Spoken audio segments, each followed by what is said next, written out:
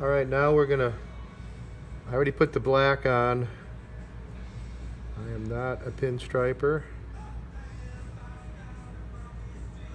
but with one-shot paint and the right brush,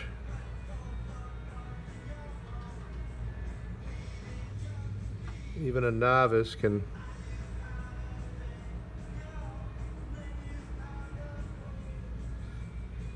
make it look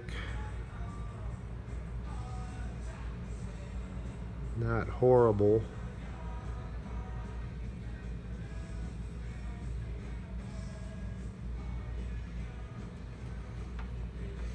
We didn't smooth the weld, the solder out.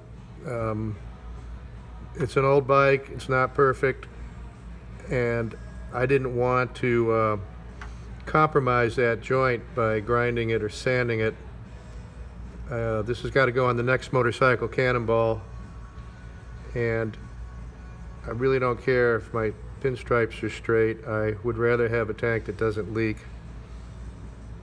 Of course, if it was a restoration, then we would smooth everything out, use a little body filler.